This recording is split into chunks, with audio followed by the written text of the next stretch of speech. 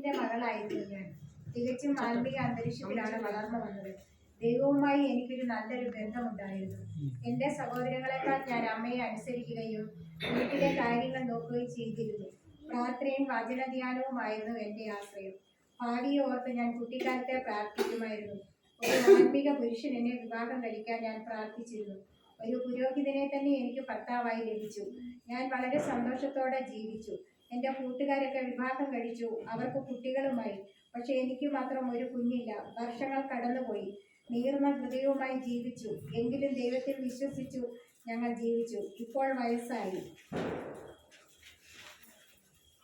കണ്ണിന്റെ കാഴ്ച ചെറുതായി മങ്ങി. കൈകാലുകളിലും മുഖത്തും ചെറുതായി ചുളിവുകൾ വീണു തുടങ്ങി.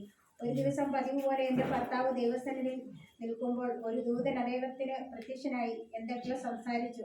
ശുശ്രൂഷ കഴിഞ്ഞ് പുറത്തിറങ്ങിയ അദ്ദേഹത്തിന് സംസാരശേഷി നഷ്ടപ്പെട്ടു. ഒരു ദർശനം അദ്ദേഹത്തിന് ലഭിച്ചു.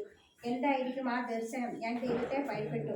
പിന്നീട് ആംഗ്യ ഭാഷയിലാണ് സംസാരിച്ചത്. ഒരു ദിവസം ഞാൻ അടുക്കളയിൽ പണി ചെയ്തുകൊണ്ടിരുന്നപ്പോൾ ഒരു വല്ലായ്മ. എന്താണിപ്പോൾ ഇങ്ങനെ? ഒന്നിനും വയ്യല്ലോ.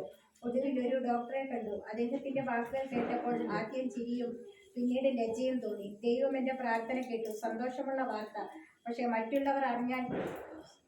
അങ്ങനെ 5 മാസം എൻ്റെ ഒരു ബന്ധുവീട്ടിൽ ഒളിച്ചു താമസിച്ചു. ഒരു ദിവസം എന്നെ കാണാൻ എൻ്റെ ചാർച്ചക്കാരത്തി മറിയ വീട്ടിൽ വന്നു. ഞാൻ ഗർഭിണിയായിരിക്കുന്നു എന്ന് ദേവദൂതനാൽ അറിഞ്ഞുകൊള്ളുന്നവരാണ് വരവാണ്.